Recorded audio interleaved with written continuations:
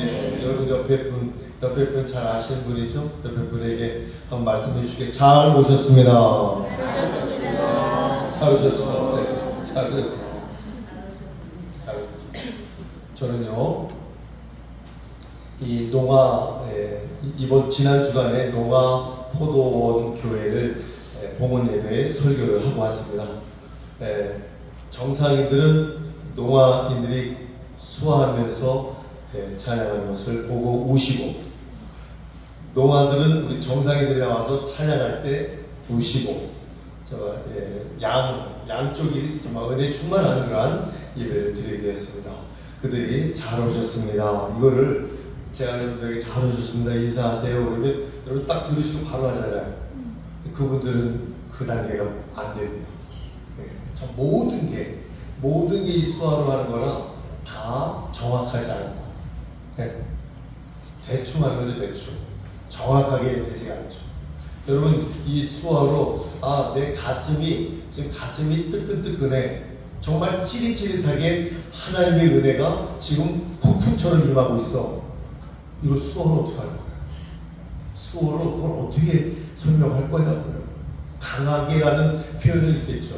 그 정도 얘기하고 그런 거구나, 그 정도로 이해하고 그 정도로 아는 정도에 그치는 거예요. 여러분이 소리를 들으시고 여러분이 소리를 내시는 이것도 당연한 겁니까? 하나님의 은혜인 줄 믿습니다. 하나님의 은혜입니다. 이분은 하나님의 은혜입니다. 큰일이건 작은일이건 일단 일이 시작되면 적어도 4가지의 요소를 갖춰야 한다고 성공할 수 있다고 사회에서도 말하죠. 첫째, 자본이 있어야 된다. 둘째, 지식이 있어야 된다. 셋째, 경험이 있어야 된다. 넷째, 노력이 있어야 된다고 하죠. 기본적인 상식이죠, 이 4가지는. 그런데 이 4가지 요소 이외에 한 가지 더 필요한 것이 있는데 그것이 바로 뭐예요? 그게 뭡니까? 기쁨과 시간입니다. 기쁨의 시간. 즉 하나님이 허락하셔야 되는 그러한 조건입니다. 그리고 이 일을 더 잘하려면 우리의 심령에 늘 마음의 평강이 있어요. 마음의 평강. 우리들 자신이 불안해져 있는 가운데 일이 제대로 될 수 있을까요? 하나님의 일에는 더욱더 그렇습니다. 하나님의 허락이 있어야 하고 하나님의 일은 하나님의 은혜가 있어야 되어집니다.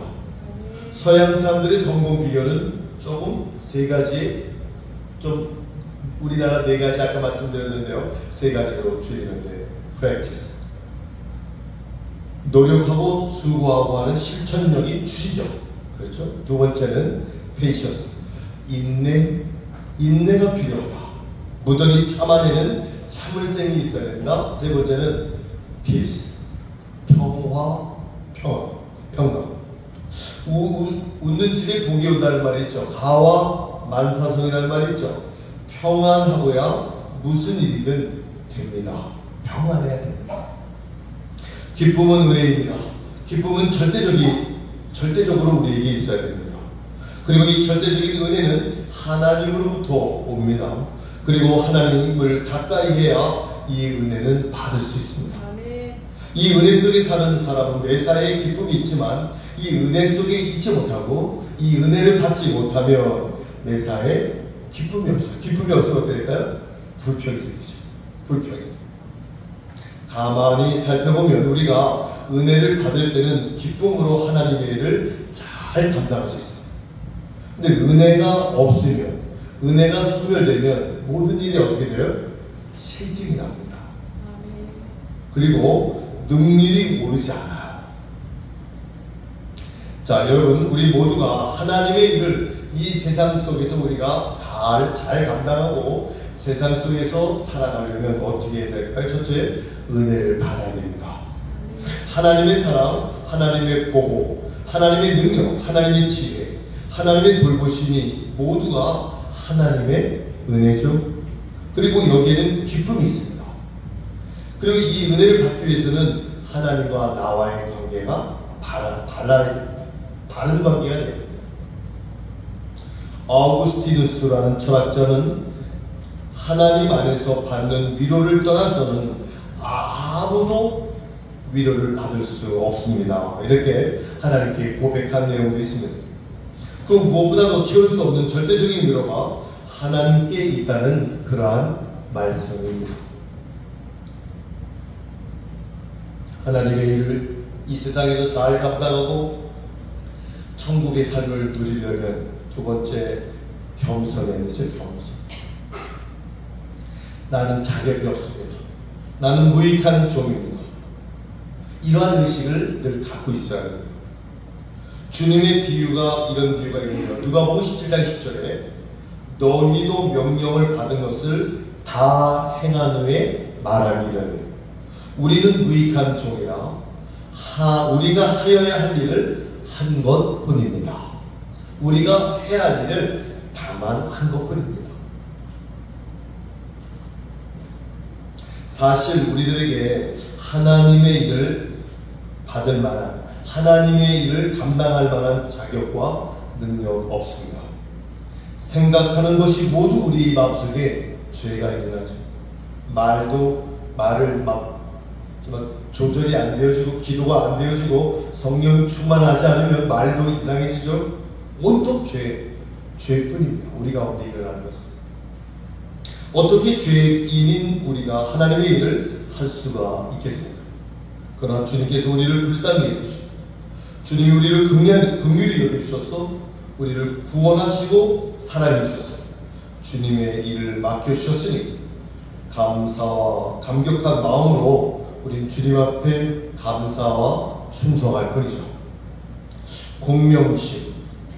공명심이라는 단어 무슨 뜻인지 아시죠? 근데 제가 사전을 찾아보고 설교를 쭉 준비하는데 공을 세워 자기 이름을 떨치려고 하는 사람, 공을 세워 자기의 이름을 떨치려고 하는 사람, 공명심을 가진 사람에게는 늘 기쁨이 없습니다. 교만한 사람에게는 영원히 하나님이 주시는 그 기쁨이 없습니다. 어떤 목사님이 이런 얘기를 하셨어요. 목회를 수십 년 하면서 깨달은 것이 있습니다. 교회 안에서 공명심이 특별한 사람은 신앙생활에 기쁨이 없었고 수시로 시험에 드는 것을 보았습니다. 그렇게 이야기하시더라고요. 반대로 겸손한 사람에게는 감사하지 못할 이유가 한 가지도 없죠. 불평할 이유도 한 가지도 없죠. 모두와 감사와 찬양입니다. 나는 이런 말할 자격이 없다라고 생각할 때 한번 생각해 보세요. 무슨 불만이 있겠어요? 바울은 정말 대단한 사람 아니었습니까? 모든 걸 다 지식, 물질, 사회적인 위치 다 갖춘 사람입니다. 근데 그분이 하나님의 은혜를 받고 나서 이렇게 말합니다. 나는 만삭되지 못한 들된 사람이다. 또한 하나님과 원수가 되었다. 하나님은 모를 때 로마서 5장 10절에 하나님과 원수 되었을 때 그런 말씀이 있죠. 교회를 핍박하고 만물의 때만도 못하다 나는 내가 갖고 있는 건 다 배설물이다. 모든 사람 중에 가장 작은 자가 나는 죄인 중에 계수다. 포행자요 핍박자다. 그렇게 말했습니다.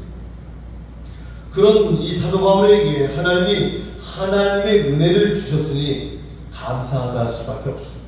사도 바울이 얘기합니다. 데살로니가서 5장 16절 항상 기도하라. 쉬지 말고 기도하십시오. 범사히 감사하십시오. 바울이 한 얘기입니다. 그 은혜가 무엇입니까? 사도 바울이 그 은혜라고 한 얘기, 사도 바울이 그토록 감사하다고 한 그 내용이 뭡니까? 자신을 복음 전하는 자로 만들어주셨다. 사도로 만들어주셨다. 그게 감사하다. 그것이 무한 감사하다. 나의 나 된 것은 하나님의 은혜로 된 것이니 내게 주신 그의 은혜가 헛되지 않아요. 내가 아니요. 나와 함께 하신 하나님의 은혜다. 모든 것이 하나님의 은혜. 바울이 한 고백입니다. 바울은 그것뿐만이 아니죠. 핍박을 당하고 매를 맞고 몸에 병이 있고 하나님의 종이 된 것만 은혜가 아니야. 하나님의 종으로서 그런 고생을 한 것도 은혜라는 거예요. 핍박을 받고 몸에 병이 생겼고 이 모든 것이 다 은혜라는 거예요. 그렇게 고백하실 수 있습니까? 몸이 고쳐지지 않는 병이 있음에도 바울은 감사했습니다. 고린도후서 12장 11절. 그래서 그의 감사는 건강한 사람의 감사와 다른 감사입니다. 특별한 사도 바울의 감사입니다. 바울의 얼굴에는 희망과 기쁨이 충만했습니다. 그래서 모든 것이 은혜 위에 은혜라고 말하고 있지 않습니까? 두 번째는 우리들이 받은 은혜를 깨달아야 돼요. 여러분, 받은 은혜를 깨닫지 못하면 그 은혜를 누리지도 못합니다. 은혜를 깨달으시오. 여러분이 들으시는 거 여러분 은혜라고 깨달으세요? 여러분 말할 수 있는 거, 말하고 있는 거, 제 얘기를 들을 수 있는 거, 여러분 아멘이라고 말씀하시는 거 하나님의 은혜라고 인정하세요? 인정하세요?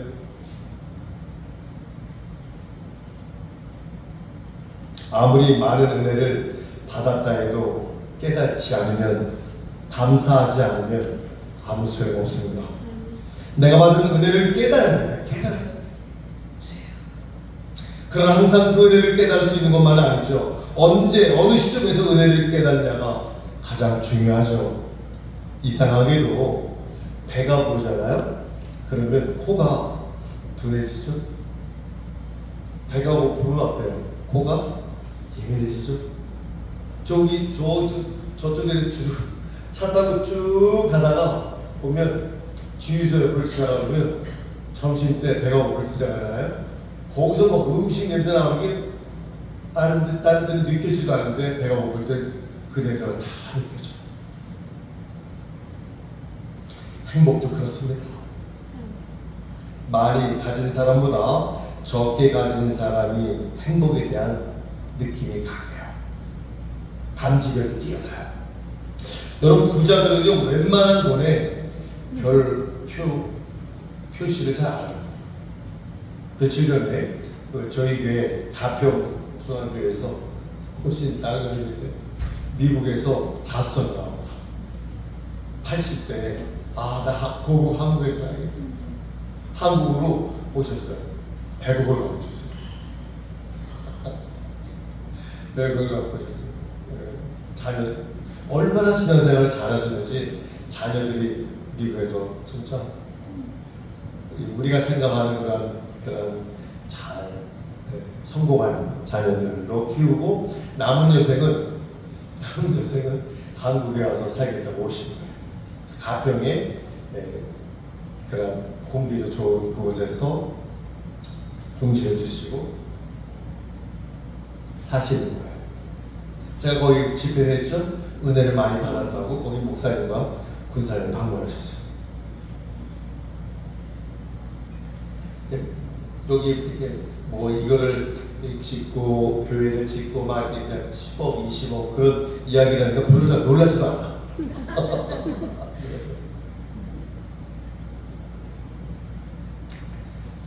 그러나 가난한 사람들 있잖아요. 소박하게 사는 사람들이요. 100만 원, 50만 원, 1000만 원 기절할 수도 있습니다. 깜짝 놀랐죠. 그 작은 것에 감사한다는 이야기입니다. 건강한 사람은 건강함의 귀함을 모릅니다. 그러나 병든 사람은 건강의 가장 귀한 보배라는 것을 잘 알죠? 병이 된 사람은 건강이 보배라는 걸 알죠. 가난해야 중요함의 은혜를 알고 병이 들어야 건강함의 은혜를 알게 됩니다. 집을 떠나봐야 집의 고마움을 알죠. 어떤 자녀가 집에 자꾸 하루 이틀 막 가출해요. 부모님이 그냥 막 잔소리하는 나중에는 그냥 확실히 가출하고 들어오지 마라. 그랬대요. 이 자녀가 야 좋다. 얘 부모님이 잔소리도 안 하고 15일, 20일 가출하다가 집에 들어와서 뭐라고 얘기하는 줄 아세요? 부모님은 엄마, 아빠 내 집에 나가보니까 개고생했어. 집이 얼마나 편안하고 좋은지 이제 알았습니다. 다시는 안 나가겠습니다. 소중한 것을 잃은다오면 그것이 소중했다는 것을 알게 되죠. 우리가 지금 하나님의 일을 하고 있다는 이 사실이, 하나님의 자녀로 살고 있다는 이 사실이 얼마나 감사한 조건인지를 우리가 지금 믿음 생활을 하고 있을 때 여러분이 아셔야 됩니다. 병이 든다든지 어떤 사건으로 내가 움직이고 꼼짝 못하고 요양원에 아무것도 하지 못한다면, 아무것도 움직이지 못할 때, 하나님의 일을 하지 못할 때, 그때 감사하지 못했던 일들을 후회하면 무슨 소용이 있겠습니까? 지금 여러분들이 감사하는 거죠. 오늘 이전에 지금은 은혜 받을 만한 때라고 얘기하잖아요. 지금이라는 말에 중요한 의미가 있죠. 과거에 주신 은혜를 알고 있지만 그것은 이미 지나간 은혜입니다. 감사죠.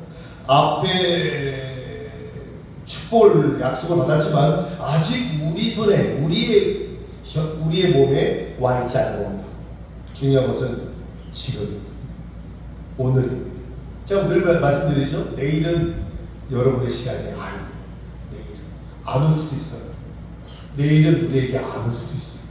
내일은 하나님이 허락하실 때 오늘이 되는 겁니다. 그렇죠? 오늘 지금. 돈으로 기뻐하는 사람은 돈을 잃게 되면 기쁨도 잃어버립니다. 건강으로 기뻐하는 사람은 건강을 잃게 되면 기쁨도 함께 잃어버립니다. 내게 주신 건강, 내게 건강을 주신 하나님에게 감사하는 사람은 건강을 잃으면 하나님을 원망할 수도 있죠. 즉, 이런 물질이나 건강이 우리들의 근본적인, 항구적인 감사의 조건입니다. 물질과 건강이 내 근본적인 감사의 조건입니다. 그건 아니죠. 우리가 하나님의 자녀가 된 것이고, 하나님이 우리에게 영생을 주신 거고, 그 하나님의 백성이 된 것이 우리에게 근본적인, 항구적인 감사의 조건인 줄 믿습니다. 가변적으로 오고 가는, 물질이 있고 없고 건강이 있고 없고 하는 이것은 우리의 감사의 조건은 아닙니다. 하나님의 자녀가 된 것, 하나님의 일을 하는 것, 하나님께 예배 드리는 것, 하나님이 주신 것이기 때문에 영원한 행복과 기쁨이 그 자체에 있다는 겁니다. 은혜는 현재성입니다. 은혜는 현재성이에요. 과거 미래 아니에요. 은혜는 현재성이에요. 지금 내가 건강하던 병이 들었던, 건강하던 병이 들었던 이 모든 것, 어떤 상황이든 항상 감사의 은혜가 되기를 바랍니다. 성공하고 실패하고는 언제나 감사가 있어야 된다는 이야기입니다. 무엇이 있기 때문에 감사하는 것이 아니라 지금 상태를 언제나 감사하는 것을 말하는 것. 지금 내가 이 존재하는 것, 내가 지금 하나님 앞에 예배하는 것, 내가 지금 하나님의 자녀로 살아가는 것, 하나님 앞에 영생의 선물을 받은 것을 바로 아는 것, 그것을 감사하는 것이죠. 오늘 내가 이곳에 있음은 하나님의 은혜로 오늘 우리에게 주시고자 하셔서 불러주신 거예요. 지금 여러분들을 불러주신, 무엇이 있든 없든 이 사실만으로도 하나님 앞에 감사하시기를 바랍니다. 이 은혜의 현장에 내가 있다는 이 사실이 귀한 거예요. 지금 이 사실, 여기 있다는 게, 예배 자리에 있다는 게. 우리들은 지금 하나님 앞에 있으면서도 하나님이 내게 주신 것이 내 마음에 좋으면 은혜를 받았다고 하죠. 근데 내 마음에 안 좋으면 은혜를 받지 못했다고 해요. 즉, 받은 것의 조건에 따라 감사가 달라지는 것인데, 우리들의 감사는 이런 감사가 아닙니다. 지금 내가 하나님 앞에 있다는 이 사실, 내가 하나님의 자녀가 됐다는 이 사실, 내가 이 하나님의 그런 영생의 삶을 위하여 이 땅에서 잠시 살아가고 있다는 사실, 이 모든 것이 감사의 충분한 조건이 될 줄 믿습니다. 여러분, 바울이 이런 얘기를 하죠. 에베소서에 세월을 아끼라. 세월을 아끼라, 무슨 말일까요? 세월을 속량하라. 더 쉽게 얘기할까요? 이 결정적인 시간을 최선의 기회로 만들라. 시간을 최선의 기회로 만들라, 이 말이죠. 어제도 아니요, 내일도 아닌 바로 이 순간, 지금 오늘도 최선을 위한 최선의 기회로 축복받을 수 있는 최대의 시간으로 만들어 가시는 여러분들 되시기를 바랍니다. 지금은 은혜 받을 만한 때라고 말합니다. 오늘 말씀대로 읽으셨죠? 잘 살게 되었다는 말입니까? 이 말이 물질적으로 수집하셨다는 얘기입니까? 정치적으로 잘 되었다는 얘기입니까? 경제적으로 풍요해졌다는 말입니까? 아니죠. 오히려 이 말씀은 환난과 핍박을 당하고 가난에도 어려움 속에 있는 초대교회 성도들이 한 이야기입니다. 내가 처한 이대로의 현장이 하나님의 은혜를 깨닫는 현장이라는 이야기. 지금은 은혜 받을 만한 때, 지금 어려운 현장에 이 초대교회 성도들의 이야기, 지금은 은혜 받을 만한 때. 넷째, 이 은혜를 주신 하나님에게 충성하는 일꾼이 되시기를 바랍니다. 자원하여 하나님의 일꾼으로 일한다는 거예요. 자원하여. 우리 비전교회는 모두가 자원하여 청소하는 거예요. 청소하시는 거예요. 어떤 분은 계단을 청소, 어떤 분은 공단을 청소, 어떤 분은 주일학교 교실을 매주 그 한 사람이 옆에서 돌아가지 않고 그 사람만 해. 어떤 사람은 옷을 바꾸고 물을 주고 시키지도 않은데 여기를 페인트 칠하고 몇 개 내고 청소하고 갖고 가고, 이 모두 자원하는 겁니다. 자원하는 거예요. 어떤 신문 기사를 본 겁니다. 우리나라의 노동운동의 이야기입니다. 노동운동은 피해운동이라는 말이 있더라고요. 즉 결사적인 노동운동이라는 그러한 신문 글귀를 봤습니다. 그는 붉은 띠를 머리에 두릅니다. 거기에는 정치, 결사, 투쟁, 승리라는 마음에 좀 보기에도 놀랄만한 글귀가 쓰여져 있죠. 해마다 어떤 회사의 노동자들이 이런 식으로 오랫동안 노동운동을 했습니다. 결사적으로 북한과 싸워 이기려고 하는 듯이 노동운동을 하는 모습. 그리고 제가 강남역의 가운데 무슨 피리친 같은 이런 탑이 하나 있어요. 한 25m, 30m만 사람이 누울 수 있는 장소는 아니에요. 방석에 한 4개? 여러분 알고 있는 방석에 4개? 그만한 공간인데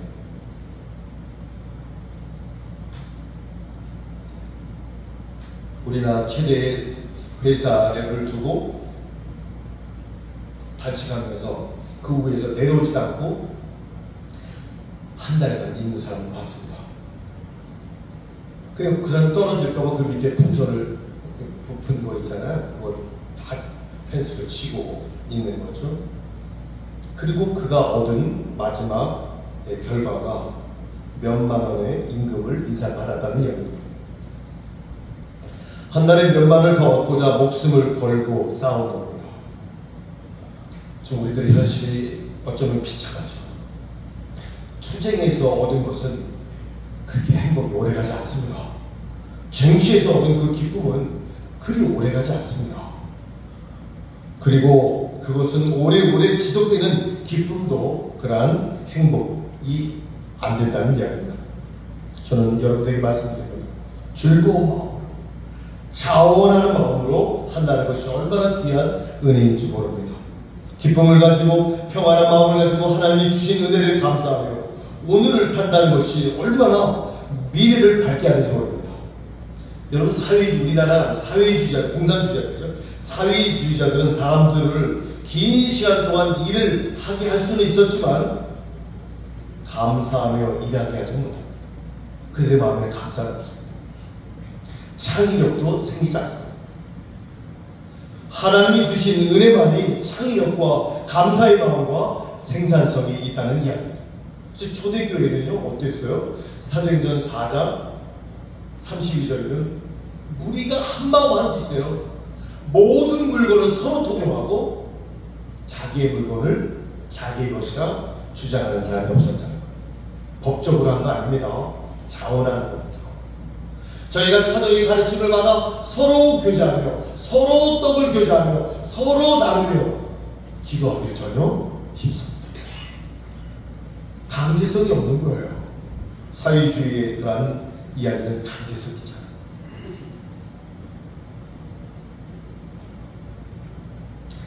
마태복음 20장에 보면 예수님이 포도원 비유를 말씀합니다.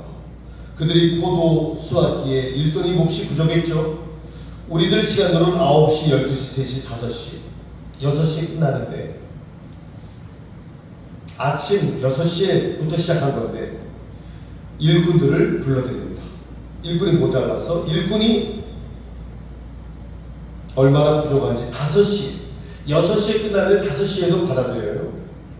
여기에는 이 시간은 사람의 나이로 말하기도 합니다. 사람의 나이로 따지자면 오후 5시는 황혼, 노령에 속하겠죠. 70 넘으신 분이 될 수도 있겠죠. 인생의 좋은 기회를 다 보낸 분이라고 말할 수도 있겠죠. 그런데 하나님은 그들에게도 같은 임금을 줍니다. 참 신기하죠. 5시에 온 분도 70세에 와 오셔서 주님 앞에 자원하는 마음으로 감사로 은혜로 일하는 사람에게 같은 임금을 준다는, 같은 면류관을 준다는 이야기입니다.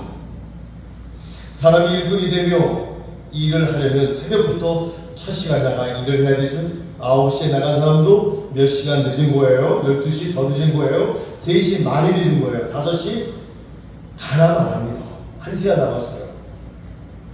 그러나 하나님은 그들의 현재를 봅니다. 여러분이 지금 현재를 봅니다. 여러분이 지금 이 시간 하나님의 자녀로 살아가려고 하는 그런 뜨거운 마음, 자원하려고 하는 그런 뜨거운 그런 헌신, 그것을 귀하게 보십니다. 그들에게 똑같은 임금을 주십니다. 똑같은 면류관을 주십니다. 이 비유에서 사람이 가지는 지혜는, 교회는 나이 제한이 없습니다. 주님의 나라는 나이의 제한이 없다는 이야기입니다. 시대의 조건이 없습니다. 언제 어느 때건 열심히 기쁨으로 하나님의 일에 기쁜 마음으로 하나님의 은혜를 감사한다면 하나님은 그 사람에게 똑같은 대접을 해주신다는 이야기입니다.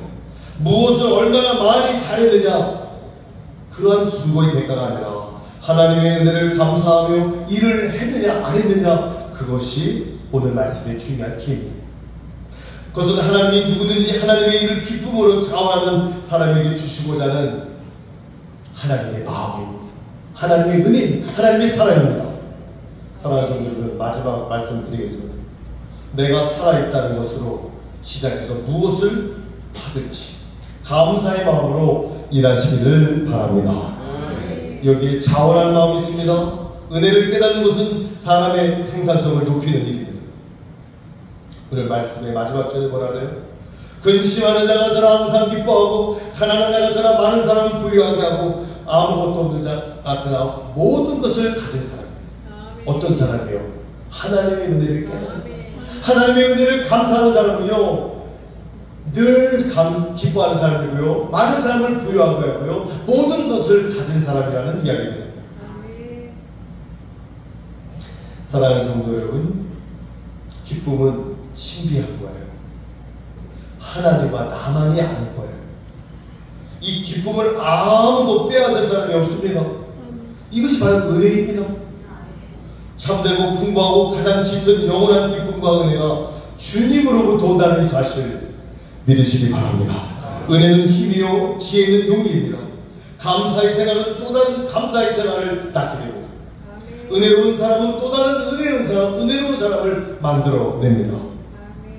오늘 본문의 말씀은 하나님의 은혜를 헛되이 받지 말라고 합니다.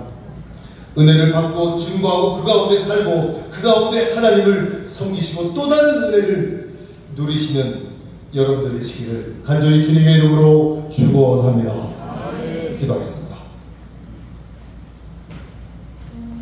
지금은 은혜 받을 만한데요, 지금은 구원의 날이라도 하나님의 은혜를 헛되이 받지 말고 여러분 하나님의 은혜를 받으시고 그 은혜를 감사하시고 오늘 나를 불러주신 주님, 오늘 나를 하나님의 자녀로 인정하신 그 주님, 여러분이 나이가 많이 드셨어요?